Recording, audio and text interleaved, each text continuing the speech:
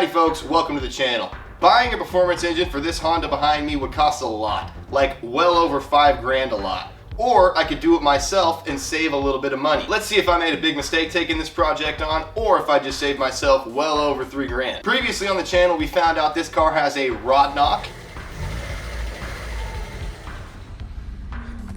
That's a rod knock. We pulled the engine out. I can jack it now. All right, turn around. I don't like doing that in front of people. We disassembled it and we sent it on down to the machine shop. So this jack's come right off. In this video, we got a lot of stuff to tackle. I want to get some stuff prepped and ready to go in the engine. I want to clean up some engine components, and I got some tips and tricks to hopefully save you guys some money. So we'll see how this stuff looks when we pull it out. All right, we'll check back in an hour. We also got to fully assemble the top end and bottom end of this engine, and I have a lot of helpful tips and hints to share with you guys along the way. It's like when you're putting together IKEA furniture and you stop reading the directions. We also got a few changes we want to make to this Honda, and it is a D16, but if that's not what you're working on, don't be discouraged, because this basic procedure is going to apply to just about any engine out there. All right, guys, we got a lot to cover. Let's get right into it. Howdy, folks. Welcome to the PNW Vibe YouTube channel. Last place we left off on this turbo Honda Civic build, we had the engine out, we had the engine teared down, and we had all the parts dropped off at the machine shop. Right now, we have a lot of stuff that we can go through and do while the engine is out of the car. A lot of stuff that we can get taken care of and get knocked out. For example, this engine bay could really use a clean. I mean, you can see all that grime in there. Another thing we need to do is change this clutch master cylinder, or is that the slave cylinder? I'm not sure. We need to change whichever one the clutch pedal directly acts upon. And another thing that I want to do is I want to find a different intake. Is that little lame, crappy intake with the throttle body pointing straight up is going to make it really annoying to try to plumb a turbo, or to try to plumb intercooler piping up to. So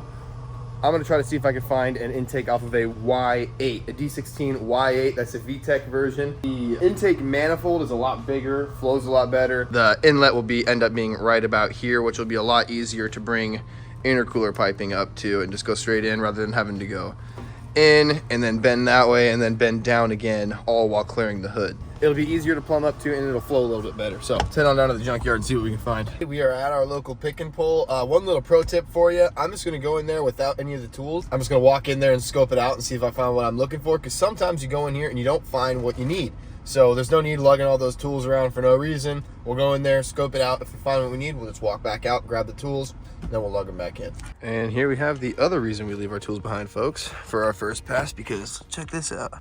There's a D16 Y8 right there, see? And someone already took the head. So our intake manifold is ready to just be pulled right out. Look at that, sweet. All I gotta do is clip a couple hoses. Hell yeah.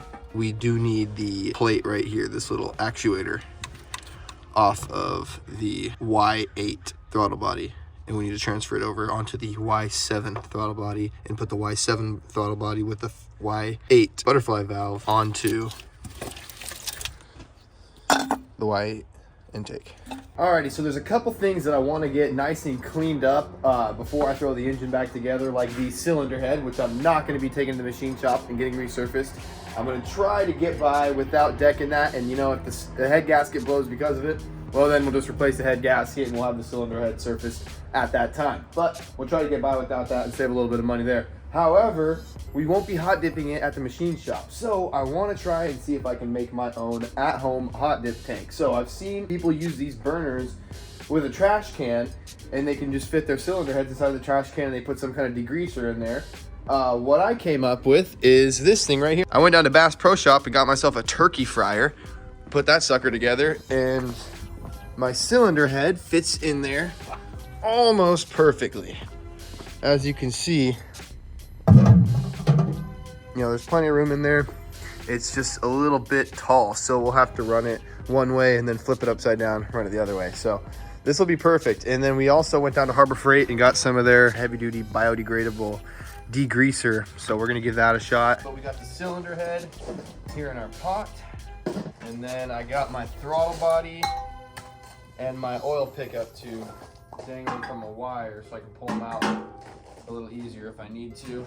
Like I said, I'll put about a third of this bottle in there, something like that. Got a bucket of water here. We'll just top it off the rest of the way. So we got the cylinder head in there. We got our throttle body hanging with the sensor above the water level. And then we have our oil pickup tube hanging down in there too. So I'm gonna go get a lighter and we'll get this flame going. So check this out, I'm inspecting this head a little closer, and right here, I can clearly feel those. The metal is like etched out. I was reading that Harbor Freight label a little closer, and it says specifically, don't use on aluminum, so I did actually fuck that head up. All right, guys, real quick, I wanted to jump in and show you the damage on this head a little closer. You saw in that clip that these cam journals, the aluminum got kind of etched out on them, and you could see that right there. It's not really a nice polished, smooth surface. I ended up having to go down to the junkyard and get a different head, which you'll see in just a second, but this one could actually be reused. The guy down at the machine shop that I took the other head to said that he would actually be able to polish out these cam journals and just put a new surface on that bottom, and that this head would be reusable. However, I figured I'd just keep this one as a spare, go down and grab a new one from the junkyard and just run a new one and not have to worry about these cam journals destroying a cam or anything like that. So the problem was this Harbor Freight heavy duty degreaser. This stuff is great for steel, but definitely don't use it on soft metals like aluminum, brass, copper. And it actually says that right on the label. I just didn't do a very good job of reading it. Do not use on soft metals such as aluminum, alloy, zinc, and copper. So that was my bad on just not reading the label there. What you actually want to use instead is this stuff right here. It's called ZEP Heavy Duty Citrus Degreaser. And you can see on the back, it says clearly for use on appliances, grills, stovetops, tools, engines, fiberglass, aluminum, and stainless steel, enamel, wood, and da-da-da-da-da. So your citrus ZEP is going to be safe for aluminum. The orange stuff generally is, but just read your label and make sure that you're not using something that's going to ruin your head and cost you a little bit of money. But the at-home hot dip tank did work. You just want to use the ZEP. Don't use that Harbor Freight stuff. So same procedure, pouring about a third of a bottle of ZEP in there, top the rest off with water, roll your flame, and just let that sucker soak for about an hour. When you pull it out, it should be nice and shiny clean. All right, let's go to the junkyard and spend some money to fix my mistake. Alrighty, folks, so I'm here at Pick and Pull to find a replacement head for that one that you guys saw me mess up with the with my homemade hot dip tank using the wrong chemical for it. So don't do that. But what I found here is a real good looking Y7 with a good head on it. And then I found another Y7 right here that's also a candidate. We'll get this thing pulled off. I already got most of the way taken off with the valve cover, the timing belt, and the manifold right here. Someone already took the exhaust manifold. If this one turns out to be torched or something's majorly wrong with it, I'll just go ahead and grab this one from this Y7 sitting right here. So got a couple options, and I'm sure there's like 5 or 6 more of these strewn throughout the junkyard here. So I'm gonna keep pulling this one off. All that's really left to do right now is to pull these head bolts out. So that's what we'll do.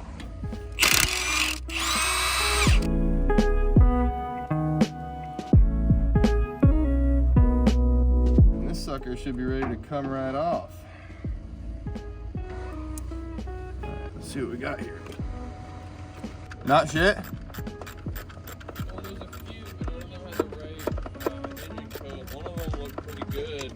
The engine looked okay, but the car was completely covered in fucking moss. It looked like I sat at the bottom of the lake. So What's still holding you on? Oh boy, this sucker looks like it got hot. So this is what I'm talking about, you guys. Check out all this melted timing cover that's all stuck to the head. I think it's a pretty good indicator this thing probably overheated. But here, we hold on to this for just a second for me. Gotta chip out all this melted plastic.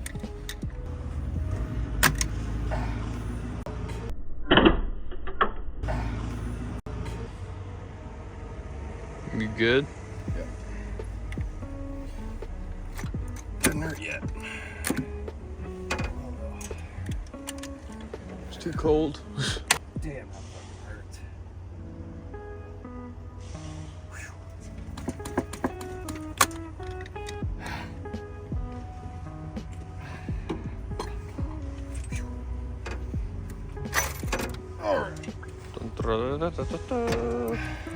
Ew. Only one finger was hurt in the making of this video. Yeah. Those valves look like new. Yeah, they really do. Okay, I think we're gonna go ahead and use this head. This thing looks pretty darn good to me. Even though all that crap was melted to the outside of it, it Probably okay. All right, so we're getting these valve stem seals changed on this cylinder head. Just got it back from the machine shop yesterday. Got all the exhaust side done and got most of this intake side taken off, but I left this one here so I can show you guys real quick. So we're using this valve keeper remover tool. You just basically take this opening, position it over the valve stem, and then you compress the spring, and there's a magnet in there that will suck out the valve keepers, and then it'll also grab onto this retainer. So all you do is you literally just position your hole over top of the valve stem there, and then you just slowly press down, and they pop free, and you can hear the magnet grab them, and boom, there's our retainer, and there's both of our keepers right there. So, and then I'm just setting all these in order of the way I took them out, so that I can make sure I get everything back in the spot that it came out of. Then we lift up the head, drop the valve out, and now we can pull off our retainer. Now the way I like to do this, after this is about the 16th one of them, give them a twist to kind of break them loose, give them a little twist, and then I start grabbing and rocking from side to side while pulling up. So kind of put a little upward tension on it and rock it from side to side. And then I grab it again in a perpendicular to how I had it before. And then again, rock it side to side, and off it comes.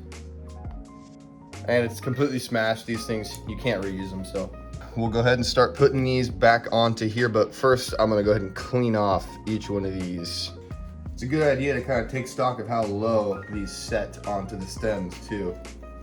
Kind of make a mental note of that so you can try to, when we're seating them back on, we make sure we get them back to the right depth. Make sure we get them fully seated. These valve stem seals came with this little straw right here.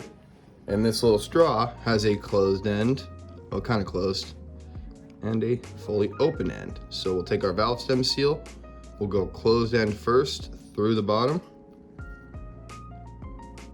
and we'll poke it through there like that.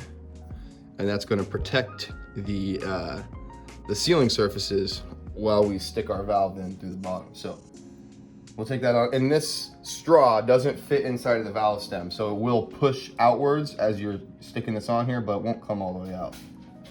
So we'll just poke that on there by hand like that. See our straw sticking up. And then we'll grab our valve. We'll poke her in through the bottom. And I got a 3/8 socket, fits perfectly over these valve stem seals, like that. Fits around the rubber, but touches the metal. Stick that on there, push the valve down a little bit. Helps if you're working on a soft surface. If you're not, stick a towel or something like that under one side so you can make some room underneath. And we'll pop our socket on there. I'll tap this sucker home.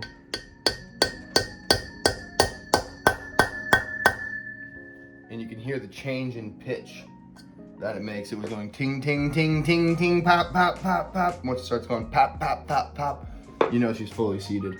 We'll take our spring, stick it on there. Take our retainer. We got our retainer with our keepers installed in them. We'll just set that on top of the spring.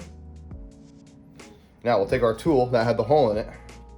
We'll take the other half of it, install it, and then we'll line this springy bit on top of the keepers, and then this hole should line up pretty well with the opening in the top of the valve retainer here. We'll stick a piece of paper towel underneath our valve to prevent it from pushing open.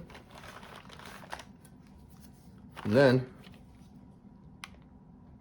we'll line it all up. Messed up a little bit on that one, only one of the keepers went in there, so we'll try again. And we'll try again. Perfect.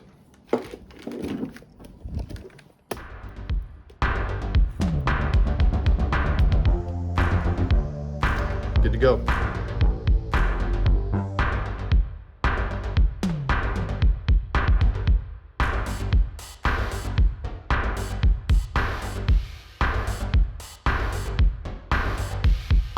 Pull our valves back up to the top, and we'll stick some paper towels under each one of these valves. So what I like to do is I kind of like to fold the paper towel up to where there's not a bunch of wrinkles, where it's one nice flat puff across the top, rather than like this. Because if your valve opens up a little bit, it can grab on to this little bit right here, but it's a lot harder for it to grab onto anything if it's like a flat, almost like a cushion.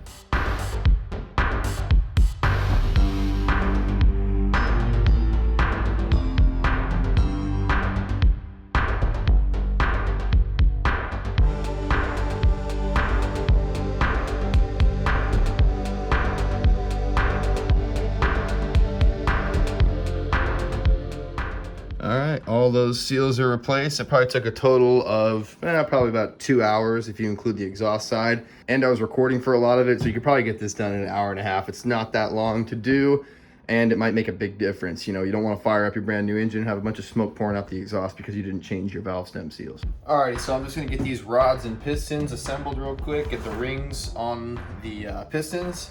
So we'll take some assembly lube, some schmoo, and we'll smear it on our wrist pins. Nice little gob. Good.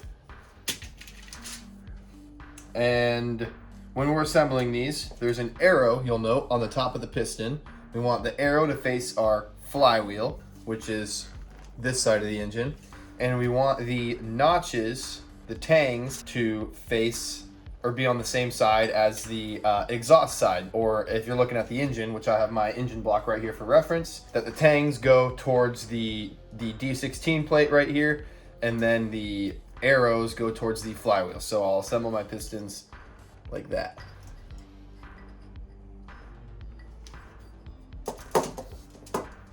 Massage this oil on here a little bit.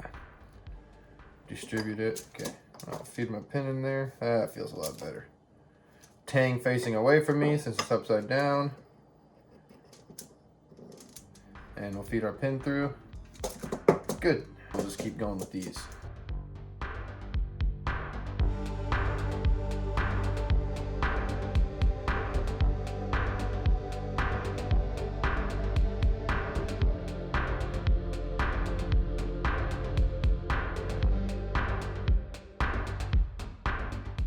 Okay, now I'm just gonna go through and double check all these.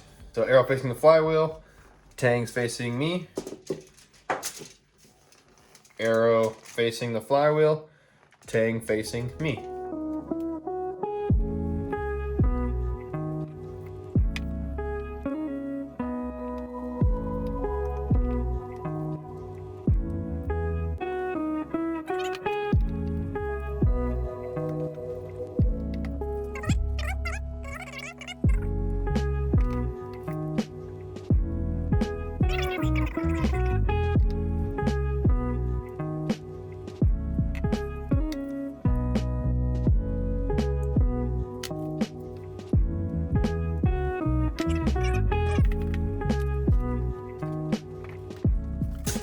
I don't need these absolutely covered in assembly lube, so I'm just gonna give them a little wipe.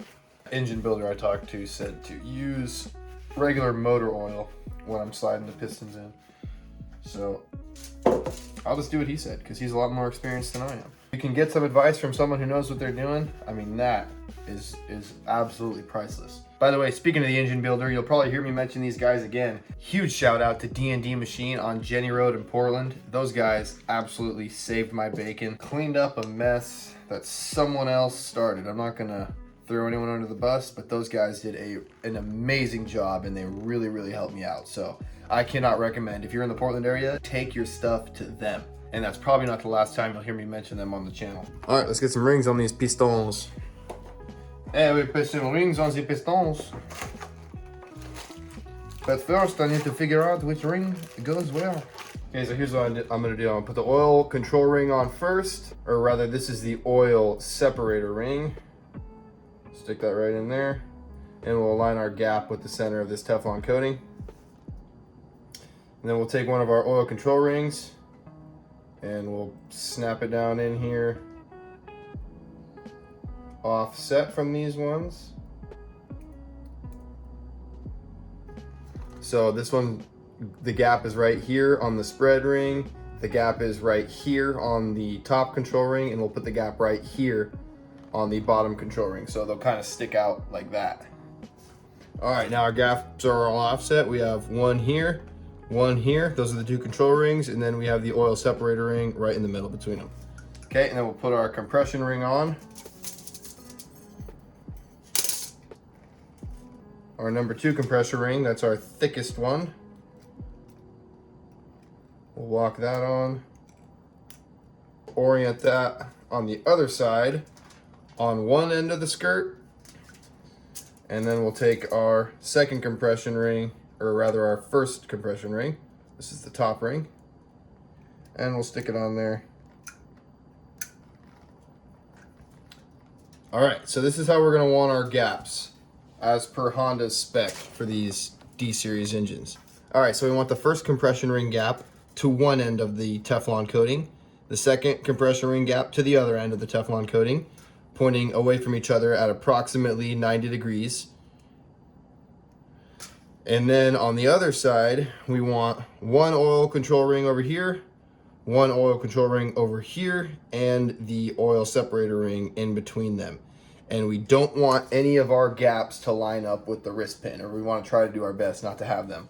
Now, Wiseco's directions say to go ahead and line the gap up with the wrist pins. That doesn't matter, so it probably doesn't matter if you do that. But what you definitely don't want to do is have any of these piston ring gaps lining up with each other, because then you'll have blow-by going by there and you'll lose compression. So we'll put the rest of these rings on.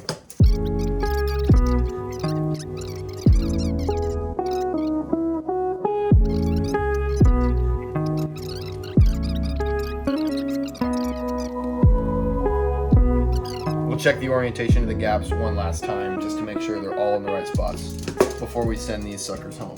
You take a look around me, this garage is an absolute freaking mess. I mean, there's just parts strewn everywhere, there's crap all over the ground. If we're gonna be assembling an engine, I wanna have this thing somewhat clean. I wanna have my tools all put back where they go. So we're gonna spend a few minutes, do a little time lapse, and get this garage cleaned up.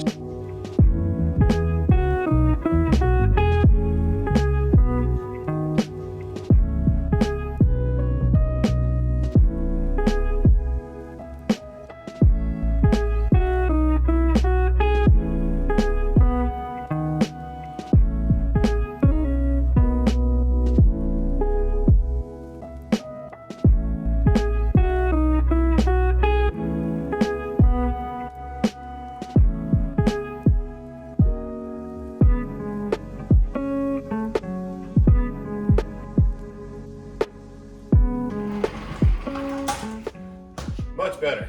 All right, got the block sitting upside down on a nice clean work surface here. Got my main bearings in the main journals on the block, as well as on the girdle. Now we're gonna take our thrust washers, and there should be a little bit of oil dripped off onto these surfaces to hold these on here nice. Just like that, and just like that. And we'll put the oiling grooves. You see there's notches in this side, there's no notches in this side. Those notches are oiling grooves, and we'll put those towards the crankshaft. So oiling grooves face outwards. All right, and then the shaft sticks out towards where the accessories go. And there's a flange for the flywheel on this end in the bell housing. So that's how you'll know which way to orient the crankshaft. Our girdle, we'll put it on there. It only fits on one way because there's a big alignment dowel right there, and that only goes in one spot. So it's pretty hard to mess up. Take a nice little rubber persuader, persuade that down on there a little bit.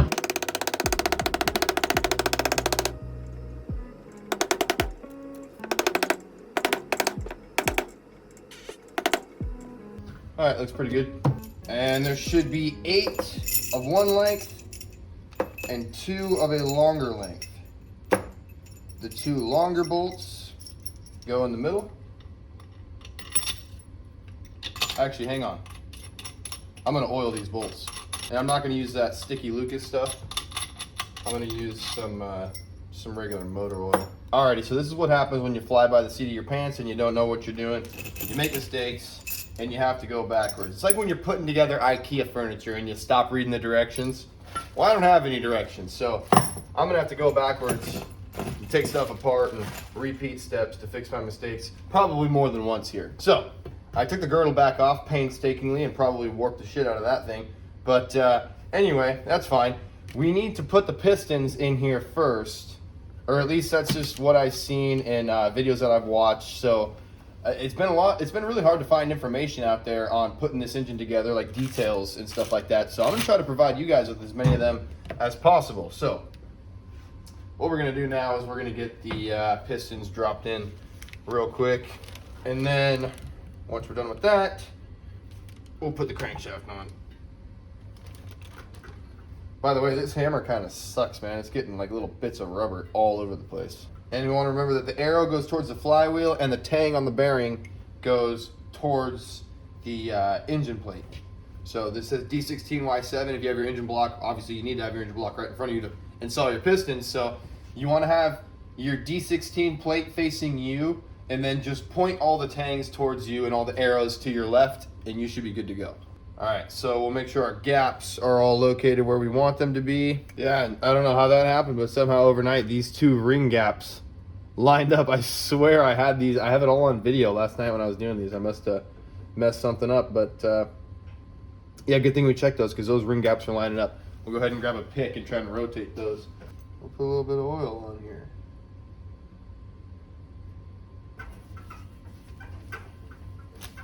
These all look good.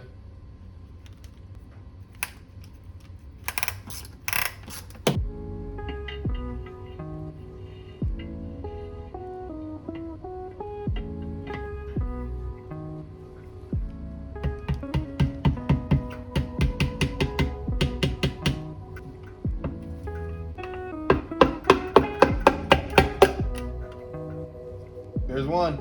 Hell yeah.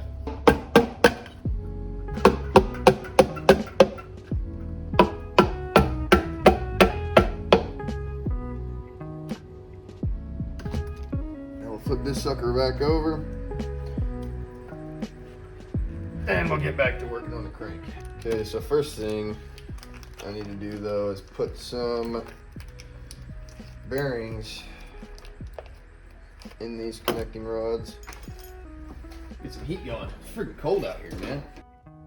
We'll line up the tangs and pop them in, nice and easy. Okay, so those are all good to go. Safina sliding. If it takes this, if it puts Safina sliding onto the bearings, so good.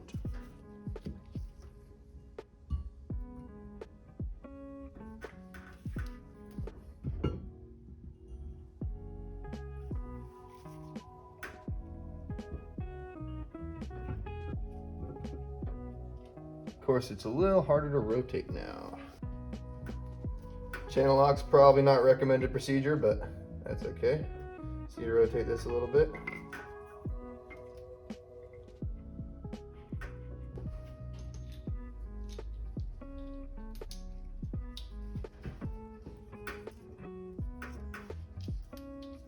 Again, lining up the tangs as usual. And by lining up, I mean the tangs don't actually line up. By lining up the tangs, I mean just making sure they're both on the same side of the engine. And what I'm actually going to do here is I'm going to take off caps 4 and 1 and put some assembly lube on those surfaces because I forgot to do that. So we'll just pop these back out real quick. Okay, all the bearings are in place. All these surfaces are nice and oiled up. All right, we're good to go. Pop this back down. And I say back down because, yeah, it was already on there.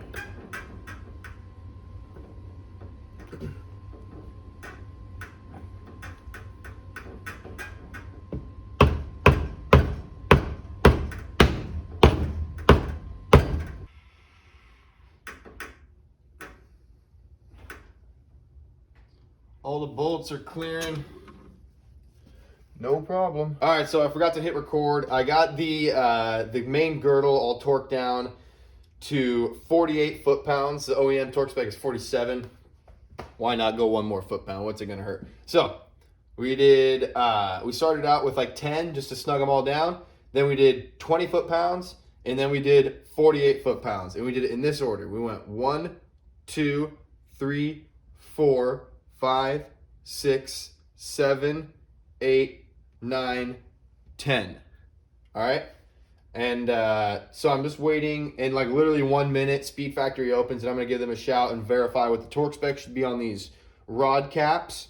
Right now I have them torqued down to 23 foot-pounds, and I did that in 2 steps. I snugged them down to 10 first, and then I bumped them up to 23.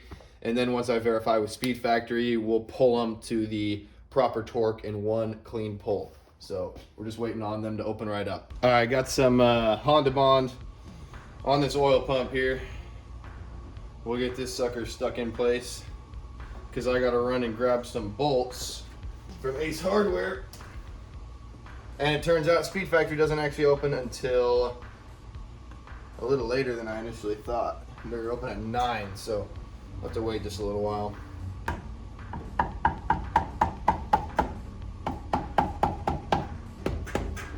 Okay, then we'll torque them down to 9 foot-pounds real quick.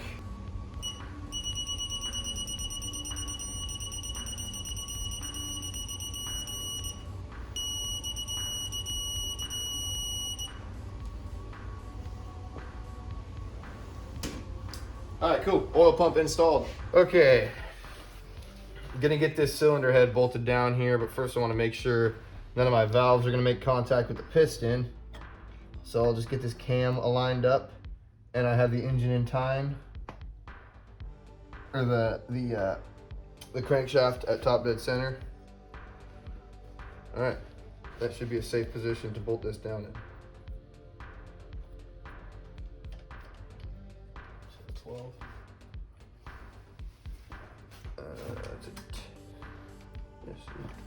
Just gonna run all these down and seat them. Then I'm gonna look up a torque spec and torque these down. By the way, the head studs, you just hand tighten the stud itself with the Allen wrench. And then as far as the torque goes, you want to hit them with 60 foot-pounds in 3 increments. So probably 20, 40, 60. 14 to 15 foot-pounds. All right, we're gonna torque these cam bolts down to 15 foot-pounds. Having a hard time finding specs for all these, but I think 15 is probably about right. We'll do 15 and a half for funsies.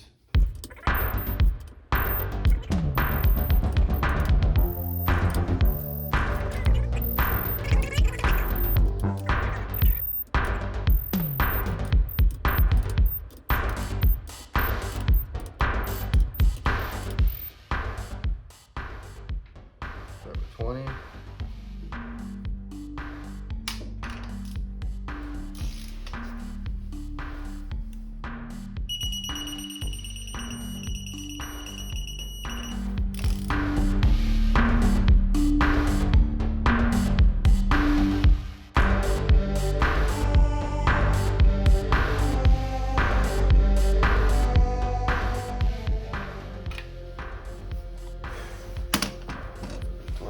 And I'm going to put a tiny bead of Honda Bond around this water pump.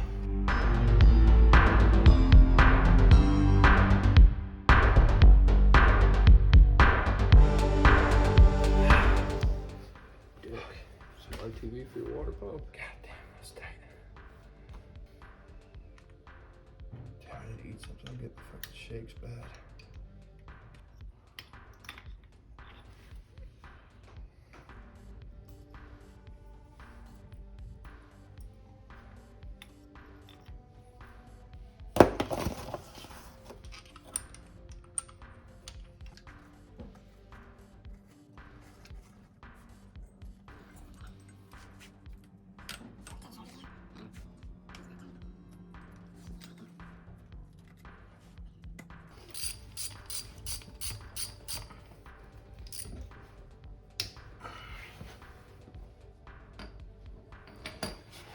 Rotate this engine around a couple times.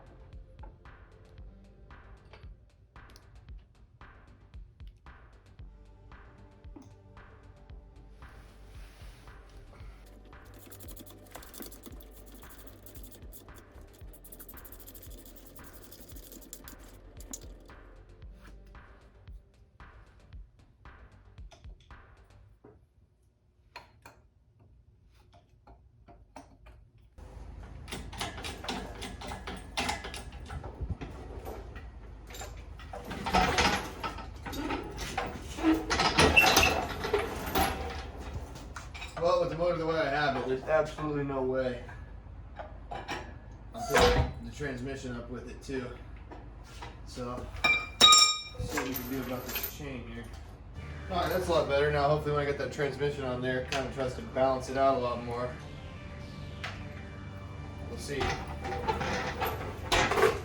Got this clutch from the guy down at D&D Machine, my man David. He lightened up the flywheel and balanced the clutch assembly.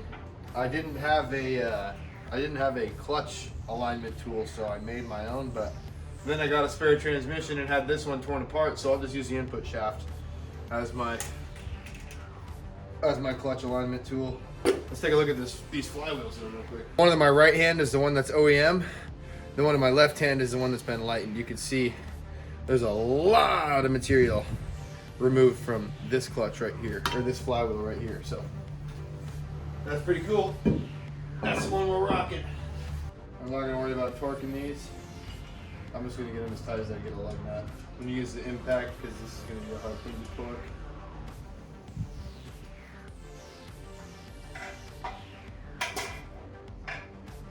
Gonna use this as my alignment tool.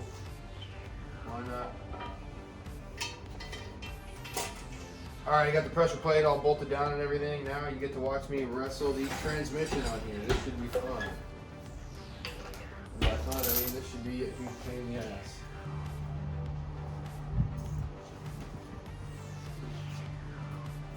What if it just goes right in on the first try? Wouldn't that be awesome?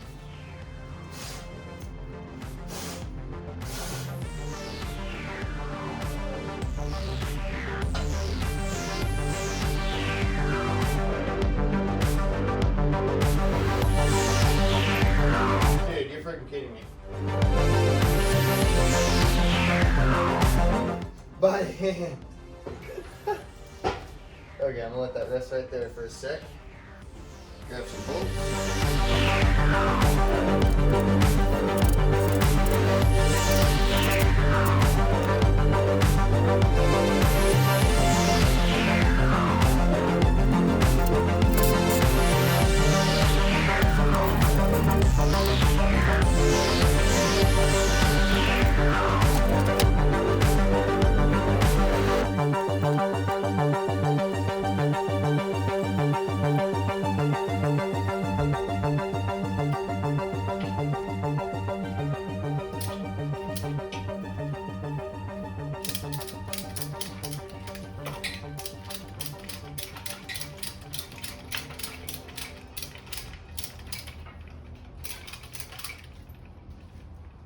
All right, y'all, as you can see, the engine and transmission are in the car.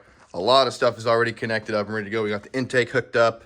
Last place we left off on camera, we had the engine hanging from this engine hoist right here, and we were getting ready to start dangling it in the car. Now, I wasn't able to record very much of that. I mean, it was just an absolute wrestling match to try to get this engine all lined up with all the motor mounts, so I needed both my hands most of the time. There wasn't really much to see other than me just literally just wrestling this engine around.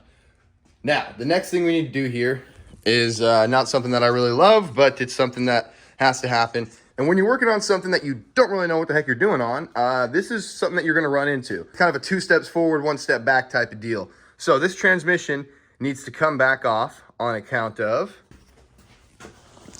that don't fit in there. And even if it did fit in there, oh, I guess it does kind of fit in there. Well, even though it does fit in there, you see that shaft that goes through the middle of there into the clutch? You know, the transmission input shaft? Well, it's gonna be quite impossible for me to get this over top of the transmission input shaft while it's connected to the engine. So we're gonna have to take all those bolts back out of the transmission, drop the thing back down, put this throwout bearing on, put the transmission back into place, and then we can start getting the intake plumbed up, we can start getting the radiator plumbed up, and we can start getting some things done like extending these connectors to reach their new spots with this new intake, because this is not the intake that came with the car. That is, and as you can see, there's a lot of extra stuff going on with this one. It kind of dips down a little bit lower and comes up to right here and has this big giant thing right here, and the throttle body is on the left, whereas with the old one, the throttle body was right down in the center, pretty much right where my finger is. So we just got to work on some of that stuff. But right now, I'm going to get this transmission dropped. I'm going to need both hands for most of this, so I'm not going to do a bunch of recording, but I'll show you guys when I get this thing out of here. Alrighty, folks. So admittedly, I didn't do a very good job of filming the last little bits of getting everything back together and getting her up and running. But I do have a lot of information to share with you guys real quick regarding all that. So, first and foremost, one of the things we had to do in order to get this new intake to work with the whole system, because we relocated this throttle from basically down here, right where my finger is, to up here on the side, these connections didn't reach. This one reached right here for the map sensor, and this one for the air temperature sensor reached just fine. Also, I was able to get this, I believe this is an evap purge solenoid right here, but I was able to get that to work just fine. The one thing I didn't want to do is I didn't want to cut the factory loom, and I probably could have made everything work if I cut the factory loom and just pulled the factory wires out and just had the bare wires floating around in there, but I didn't want to do that. So what I did is I just cut the sensors off with a couple inches left on either side, and I just lengthened them out right from where they poked out of the factory loom. I just didn't want to cut into any of this factory stuff. So now I have these wires kind of just hanging out here, but what I'll do is I'll put another one of those corrugated looms around this to make that look nice and pretty and then tuck it away. So that took care of that. It was just those two sensors for the idle air control valve and for the throttle position sensor. So those are the only two I had to lengthen. You can see here's the idle air control valve sensor right down here, that gray one that my finger's below. And then here is the throttle position sensor. Had to lengthen the two of those. And then it's kind of nice as far as hooking up the rest of these sensors. This car only runs off like a handful of sensors. You got your map sensor, your throttle position sensor, your idle air control valve sensor, and then you need to have your distributor plugged in, obviously. And then you have these little grounds over here. You saw in an earlier video that we pulled these things off and they kind of just look like broken off wires. But what these are, these two orange with a black stripe and then this black wire right here, these are grounds. So you have to have this one. When I took the engine apart, this one was grounded behind the bolt on the thermostat, and this one was grounded, the black one was grounded behind the bolt on the distributor. So I just grounded them where they were when I took it apart. But when I first tried to fire this thing up, it didn't run because I didn't have those grounds hooked up. So you need to have those hooked up in order for it to run. I don't know what they're for, but they're probably some kind of an ECU ground, and it needs that. Otherwise, the fuel pump won't prime and the thing won't fire up. That's what was happening. I would turn the ignition and the fuel pump wasn't priming. As soon as I hooked up those grounds, fuel pump started priming. So if you have an issue with your fuel pump and you can't figure out what the problem is, maybe check on those grounds. Other than that, you basically got your fuel injectors, your crank position sensor, and that is pretty much it. Your cam position sensor and the rest of that stuff is all inside your distributor. So if you have that plugged in, you're good to go on all those. So there's not a heck of a lot of stuff to do as far as connectors. We just had to lengthen those too. Now vacuum routing, that was a different story. This intake, some of you who have done a Y8 swap will know exactly what the problem that I faced is. But when I first fired this thing up, I had a major vacuum leak. And that's because, and I'll insert a little clip right here, this Y8 intake has air injection holes at the top of each of these runners. Air injection holes that you can see right here that you do not have on the stock Y7 manifold. On this side, there's a hole and it goes through into where the fuel injector is right there.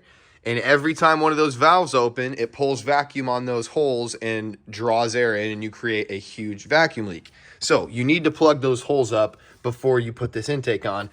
I didn't realize it even had the holes. I didn't even notice them. But when I went back and did some research, I figured out I need to plug those up. So what I ended up doing for that is I just drilled those holes out a little bit bigger, tapped them, and put some set screws in there. And I just made sure I measured out the depth of the hole so that the set screw would basically just sit right in the middle of the threaded hole and not interfere with either of the sealing surfaces. Once that was plugged up, it was good to go. Then as far as the rest of the vacuum lines, this tiny little hose right here goes to the fuel pressure regulator. This one on the bottom, I put to the evap purge solenoid. And then this one right here routes back to the vacuum box on the back of the engine. And then there is one right here. This you don't really have to worry about, but I put this plug over top of it. It literally doesn't do anything, and it's not hooked up to anything, and it doesn't work on this Y7 head. If you had a Y8 head, this would be doing something, and you would have to contend with this. Another thing is, if you have cruise control, you'll hook up this tiny little vacuum line that comes off of the back of this runner right here. You can kind of barely see it. But right now, I just have it plugged up with a screw because I don't have cruise control. One thing that's a bit of a game changer with a bone dry coolant system when you need to get all the air out is these burping funnels, the spill-proof funnels. You can raise your highest point of your coolant quite a bit higher than it was initially. So one of the problems that I ran into is I kept having air bubbles inside of this idle air control valve. It wouldn't idle right. It kept hunting for idle.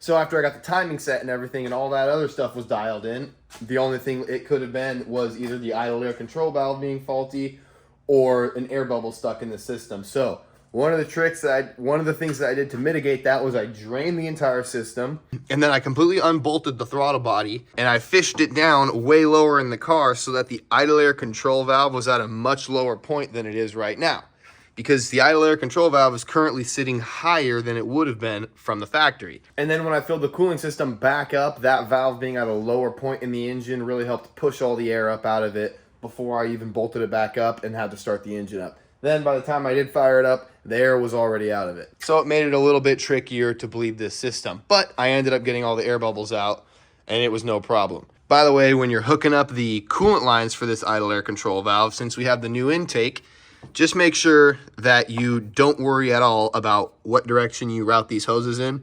Either hose can go on either side. This is literally just an open chamber. It doesn't matter which hose goes where. So you just take this hose from right here and you put it to one of them, and then you take the hose and then you see that hose right there with the hose clamp on it right underneath the intake. That is the water tube that runs behind the engine, and you'll take that hose and you'll run it up to one of the other ports on your idle air control valve. Like I said, doesn't matter which one you run to which port, or just do whatever tickles your fancy on those. All right, once all that stuff was dialed in, once all the air bubbles were out of the cooling system, I still was having some weird idle issues, and I couldn't get the thing to pass DEQ. So what I figured out was there is a screw right here on the front of my throttle. And for some reason that was backed out way further than it should be, and it was pulling my idle up. So my idle was revving higher than it should have been, and then the engine was trying to compensate for that by bringing it back down, and it was just a cycle. So it would not as bad as when there was an air bubble in the system, but it would still sit there and hunt for idle, and then it would balance out. But every time I tapped the throttle and it released, it would hunt for idle for a second, and then it would find it. But as soon as I adjusted that screw there and made sure this plate was completely shutting, everything was good to go. The idle issue worked itself out. One other thing was you have to have this heat shield on there, and you absolutely have to have this little piece there if you're gonna run a cat and you want it to work. Because if you take any of those things out that retain the heat in there, your cat is gonna get way too cool and operate way too inefficiently, and it's gonna start throwing codes and you're not gonna pass DEQ. But right now this thing runs perfectly and passed DEQ. So after all that, why don't we go for a little drive? All right, let's go for a little drive.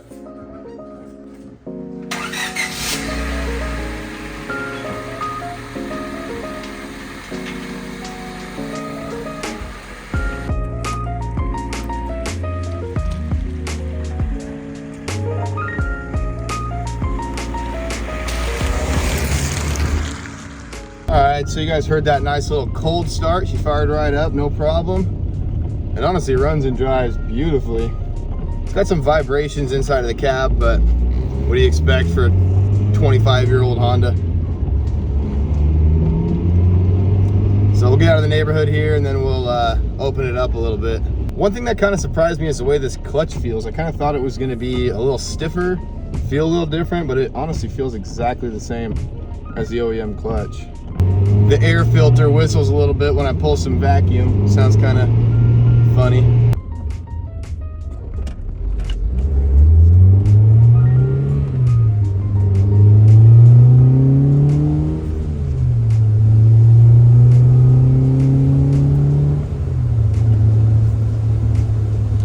It was like 1/3 throttle.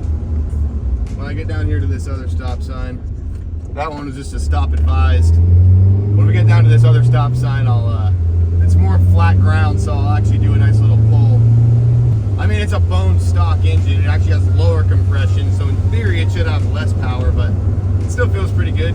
It's got that nice light flywheel. It's got the aftermarket intake as well as the intake manifold from the Y8. So maybe it is making just a tiny bit more power. Not like it's tuned or anything though. All right, we'll let this guy pulling a horse trailer get ahead of me a little ways. Alrighty, we'll do a nice little pull. Let's just do a little 0 to 60 right here. Why the heck not? Gonna do a nice little stop. And it's pouring down rain right now, so tires are gonna spin. There, just stopped spinning.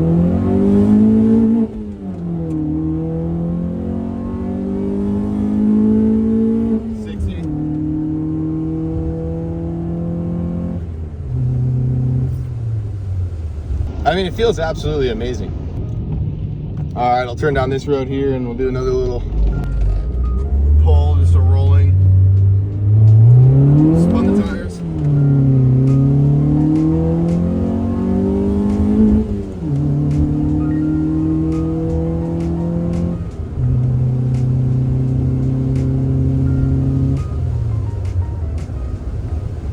But she feels really good. She runs really good. She sounds really good. I think everything's pretty well dialed in.